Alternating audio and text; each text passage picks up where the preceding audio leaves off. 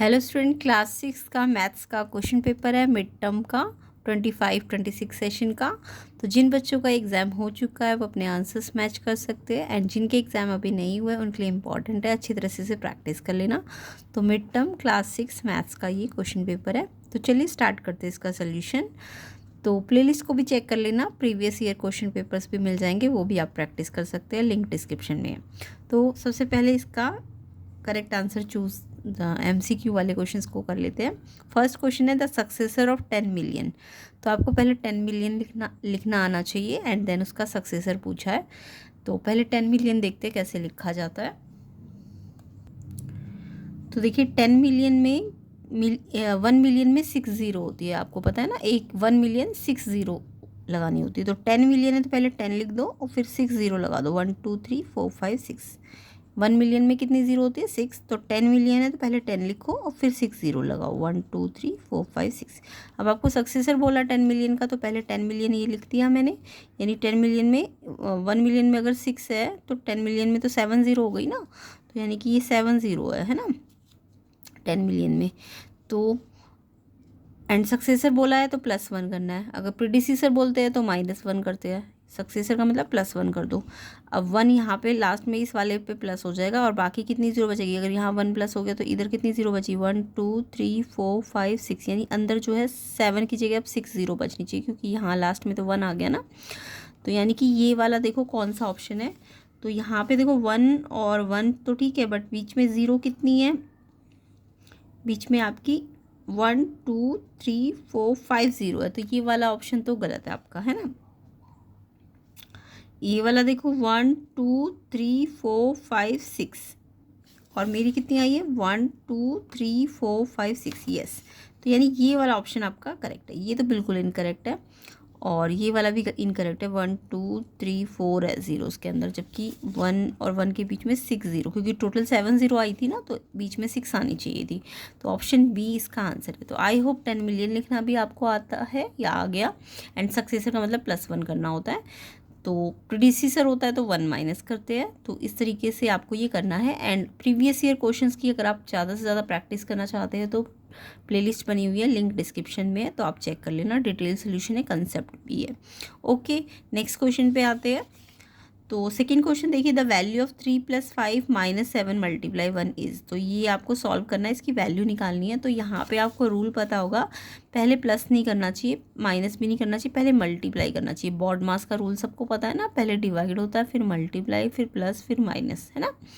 पहले डिवाइड, फिर मल्टीप्लाई, फिर प्लस, फिर माइनस। तो यानी पहले मुझे मल्टीप्लाई करना है, यानी ये मल्टीप्लाई करना है, तो इनको एज इट इज़ लिख दो। 3 + 5 को एज इट इज़ लिखा, माइनस भी एज इट इज़, 7 को 1 से मल्टीप्लाई किया तो 7 आ गया। ओके, अब पहले प्लस कर दो, ये प्लस वाला प्लस, ये भी प्लस, ये भी प्लस, तो प्लस करके 8 आ गया, और फिर इसमें से 7 को माइनस कर दो, तो 8 - 7 1।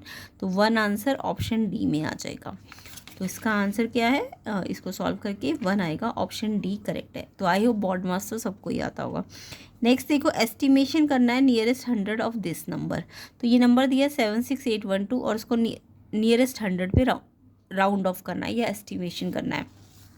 तो जो भी नंबर आपको दिया है इसमें क्या करना है? नियरेस्ट 100। तो नियरेस्ट 100 में ध्यान रखना, जब नियरेस्ट 100 करना हो ना, तो आप चेक 100 को 100 पे नहीं देखोगे, आप टेंस पे देखोगे, ठीक है।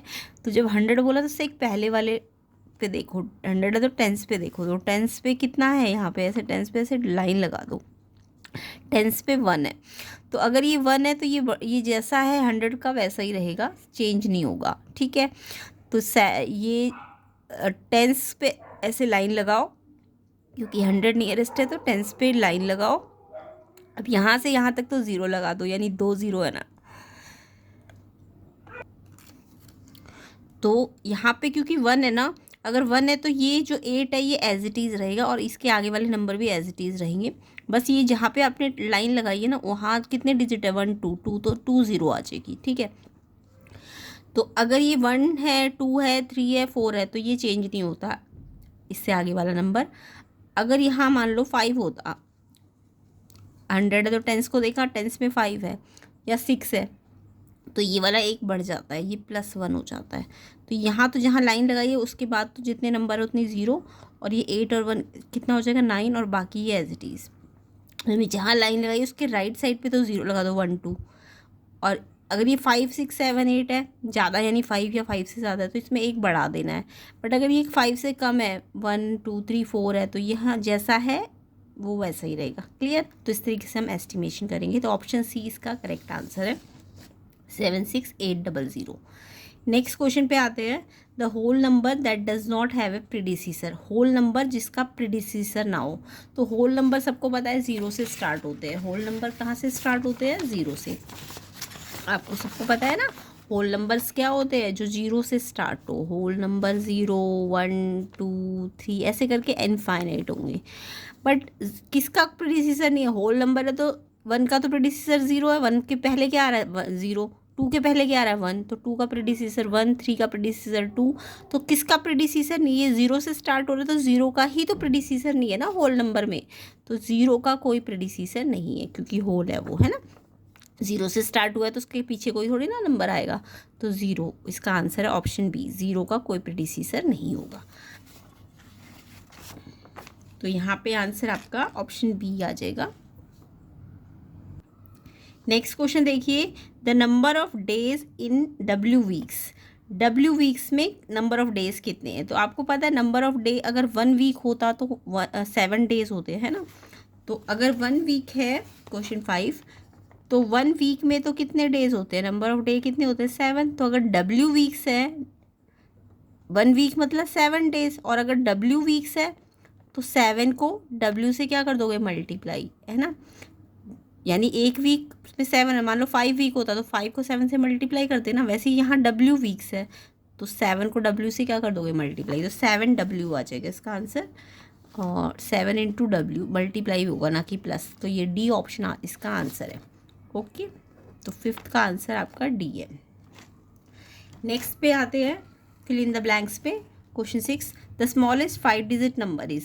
स्मॉलेस्ट 5 डिजिट नंबर, तो जब भी 5 डिजिट का स्मॉलेस्ट बोले तो स्मॉलेस्ट का मतलब होता है पहले 1 लिख दो। जब भी स्मॉलेस्ट बोलते हैं तो पहले 1 लिखो। अब 5 डिजिट है तो कितनी ज़ीरो आएंगी? 4 ज़ीरो आएंगी। ठीक है, 5 है तो 1 यहाँ लिख दिया, तो यहाँ पे अब 4 डिजिट और बचे ना, 5 बनाना है तो 1 लिख के जितनी बचे हुए डिजिट्स है, यानी कि 5 डिजिट है तो पहले आप 5 डिजिट के ऐसे ऐसे करके लगा दो। अब पहले वाले पे तो 1 लिख दो और बचे हुए पे क्या लगा दो? 0। जब भी स्मॉलेस्ट बोले तो जो बचे हुए होंगे उसमें 0 आ जाएगी। अगर ये ग्रेटेस्ट बोलते, अगर क्या बोलते? ग्रेटेस्ट, तो ग्रेटेस्ट का तो सिंपल सा रूल है, 5 डिजिट पहले ऐसे बना दो और फिर ग्रेटेस्ट है तो उतनी बार 9 लिख देते। ये ग्रेटेस्ट का रूल है, 9 लिख दो उतनी बार। बट स्मॉलेस्ट का रूल है कि 5 डिजिट का पहले आपने ये डॉट डॉट डाल दिया और फिर पहले 1 लिखो और फिर जितनी स्पेस बची उसमें 0 लगा दो। तो ये आंसर है, 10,000 आएगा इसका आंसर। ओके, 6 का। नेक्स्ट देखिए, नेक्स्ट है अरुणमोजी save 12 per day, then C save dash in 30 days. तो आपको बोला कि वो एक दिन में 12 सेव करती है, 12 रुपीज़, तो वो 30 डेज में कितना सेव कर सकती है? तो आपको पता है जब 1 डे का सेविंग दिया हो कितना है? 30 रुपीज़। 1 डे का सेविंग 12 रुपीज़ है, सॉरी। तो 30 डेज़ का अगर आपको निकालना है तो जब 1 डे का पता हो 30 का निकालना हो तो 12 को 30 से क्या करोगे? मल्टीप्लाई करोगे ना, यूनिटरी मेथड सबको आता होगा। तो यानी 30 इंटू 12 360 आ जाएगा, है ना। 12 3 या 36, 0 लगा दो तो 367 का आंसर हो जाएगा। आई होप तो आपको यूनिटरी मेथड आता ही होगा। नेक्स्ट देखिए, नेक्स्ट है division by dash is not defined. किससे डिवीज़न करें कि वो डिफाइंड ना हो? तो डिवीज़न आप किसी भी नंबर से करो तो डिफाइंड हो जाएगा, बट 0 से अगर आप डिवाइड करते हो तो वो डिफाइंड नहीं होता। लाइक आप 5 को 0 से डिवाइड करते हो तो वो डिफाइंड नहीं है वो नंबर, ठीक है। तो 0 से कभी भी हम डिवाइड नहीं कर सकते, तो ये डिफाइंड नहीं होता। नेक्स्ट देखो, द लेटर ABCXYZ, ये सब क्या रिप्रेजेंट करते हैं? जो ये ABCXYZ किसी भी इक्वेशंस में होते हैं ये वेरिएबल्स होते हैं। ये क्या होते हैं?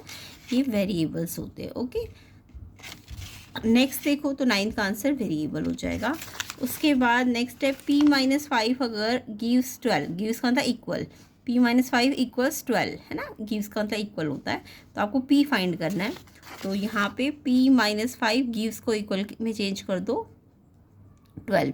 अब p निकालना है तो p को यहीं रहने दो, ये जो -5 है ये नंबर है ना, नंबर के पास भेज दो, तो ये माइनस का है तो ये इधर जाएगा तो ये प्लस का हो जाता है। जब भी ये नंबर अगर माइनस का है तो इधर जाके प्लस का हो जाएगा। अगर प्लस का होता तो माइनस कर देते, बट इसको एज इट इज़ रखेंगे, इस वाले नंबर को एज इट इज़, बट इसकी साइड चेंज कर रहे हैं इसलिए इसका साइन भी चेंज हो जाएगा। तो +12 + 5 17 हो जाएगा, यानी p की वैल्यू 17 आ जाएगी। तो आई होप छोटी स्मॉल इक्वेशंस तो आपको सॉल्व करनी आती ही होगी, है ना। तो ये इसका आंसर p = 17 आ जाएगा। नेक्स्ट क्वेश्चन पे आते हैं। नेक्स्ट क्वेश्चन है पार्ट 2 का, arrange the following numbers in the descending order. इसको आपको डिसेंडिंग में लगाना है। तो जब भी हम डिसेंडिंग ऑर्डर करते हैं ना, तो डिसेंडिंग में याद रखना, डिसेंडिंग ऑर्डर में पहले सबसे बड़ा नंबर लिखना है, लार्जेस्ट, और फिर लास्ट में सबसे छोटा नंबर लिखना होता है। जब भी डिसेंडिंग ऑर्डर हो तो डिसेंडिंग का मतलब क्या है, पहले आपको सबसे बड़ा लिखना है और फिर लास्ट में सबसे छोटा नंबर लिखना है। तो सबसे बड़ा नंबर ढूंढो, सबसे ज़्यादा डिजिट इनमें से किस नंबर के पास है, तो सबसे ज़्यादा डिजिट 1 2 3 4 5 6 डिजिट का सबसे बड़ा है, यानी ये सबसे बड़ा नंबर है। उसके बाद 5 डिजिट के ये भी है, ये भी है और ये भी है। तो इन तीनों में से कौन सा बड़ा है, ये वाला बड़ा है ना। तो सेकंड नंबर पे ये आएगा, फिर ये आएगा और फिर ये आएगा, लास्ट में सबसे छोटा 4 डिजिट नंबर है। तो यानी कि ये आपका डिसेंडिंग ऑर्डर है, सबसे बड़ा 6 डिजिट, फिर 5 डिजिट में ये वाला है, फिर ये वाला है, फिर ये वाला है, और लास्ट में 4 डिजिट वाला सबसे छोटा नंबर है। तो इस तरीके से ऑर्डर लग जाएगा क्वेश्चन नंबर 11 का। ओके, नेक्स्ट क्वेश्चन पे आते हैं। In a cycle factory 1560 bicycles manufactured हुई एवरी डे। एक दिन में कितनी बाइसिकल मैन्युफैक्चर्ड हुई, 1560, और आपको पूछा नंबर ऑफ बाइसिकल 25 डेज में कितनी होगी। तो फिर से यूनिटरी मेथड है। Number of bicycle manufactured every day का मतलब वन डे में कितनी हो रही है 1560, और 1 डे से हमें कितने पे निकालनी है 25। जब भी 1 का गिवन हो 25 या 20 जिसका भी निकालो, 1 से किसी बड़े नंबर का निकालना हो या किसी भी नंबर का निकालना हो तो मल्टीप्लाई कर दो इसको 25 से। तो 1560 को 25 से मल्टीप्लाई करो, मल्टीप्लाई करना आई होप सबको आता होगा। 39,000 बाइसिकल 25 डेज में मैन्युफैक्चर्ड हो जाएगी। तो ये इसका आंसर है। ओके, नेक्स्ट क्वेश्चन पे आते हैं। नेक्स्ट क्वेश्चन है आपका, राउंड ऑफ करना है दिस नंबर टू नियरेस्ट 1000। अभी थोड़ी देर पहले मैंने एस्टिमेशन बताया था, तो वही होता है राउंड ऑफ।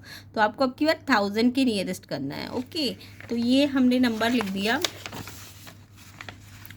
13 क्वेश्चन 78794 ये नंबर है मेरे पास। अब मेरे को क्या करना है, नियरेस्ट 1000। तो मैंने अभी आपको थोड़ी देर पहले रूल बताया है, अगर नियरेस्ट 1000 करना है तो आप उससे प्रीवियस पे जाओ, यानी उससे पहले वाले पे जाओ। 1000 से पहले क्या आता है, 100 आता है। ओके, तो आप 100 पे ना टिक लगा दो, 1 10 100 ऐसे टिक लगा दो। जिस पे भी नियरेस्ट जाना हो उससे एक पहले वाले प्लेस पे जाते हैं।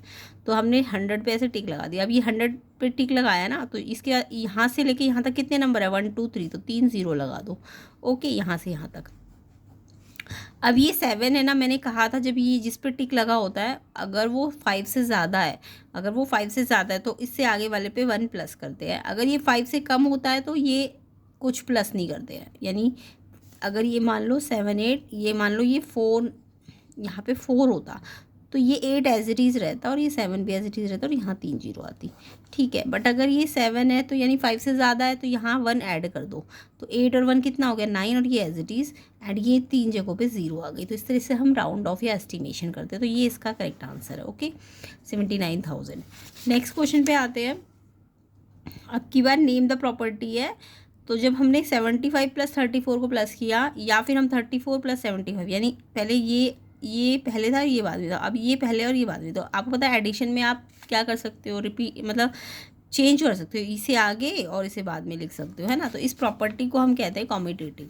क्या कहते हैं, जब ये प्लस ये या फिर ये प्लस ये करते हो तो कॉम्यूटेटिव प्रॉपर्टी होती है। ओके, नेक्स्ट देखो 50 × 1 50 आ गया। तो जब मल्टीप्लाई करके सेम आंसर आ जाए, 50 से 1 को मल्टीप्लाई कर 50 मिल जाए, तो यानी 50 सेम नंबर आ जाता है, तो इसे हम आइडेंटिटी कहते हैं। और ये क्योंकि मल्टीप्लाई हुए है तो हम इसे मल्टीप्लिकेटिव आइडेंटिटी कहेंगे। ओके, तो ये वाली प्रॉपर्टी का नाम है। नेक्स्ट क्वेश्चन देखिए, एक्सप्रेस करना है the following verbal statements to algebraic. ये वर्बल स्टेटमेंट्स हैं, इनको एल्जेब्रिक स्टेटमेंट में लाना है। तो T is added to 100, T को हमने टी एक वेरिएबल इसमें ऐड किया 100, तो इसे आपको एल्जेब्रिक बनाना है। तो टी + 100, एडेड का मतलब प्लस, टी में प्लस किया 100, तो ये आ गया एल्जेब्रिक। ओके, फर्स्ट का क्वेश्चन 15 का फर्स्ट। नेक्स्ट बोला है 4 टाइम्स क्यू। तो जब भी टाइम्स बोलते हैं ना तो मल्टीप्लाई करते हैं, तो 4 times Q, 4 into Q, multiply को दिखाने की ज़रूरत नहीं होती, 4 इन क्यू लिखा है यानी ये मल्टीप्लाई हो रहा है, 4 क्यू आ जाएगा इसका आंसर। नेक्स्ट देखिए, नेक्स्ट है if g is equal to 300, आपको फाइंड करना है g-1 और g+1। तो यहाँ पे आपको देखो g आपको 300 गिवन है और आपको फाइंड क्या करना है g-1। तो g की वैल्यू 300 रखी और फिर -1 कर दिया, तो 300 -1 करोगे तो 299 आ जाएगा। ऐसे g+1 निकालोगे तो g कितना है 300 और उसमें +1 कर दो तो ये आ जाएगा 301। इसके बाद नेक्स्ट पार्ट में आपको इसका 17 क्वेश्चन सिंप्लीफाई करना है।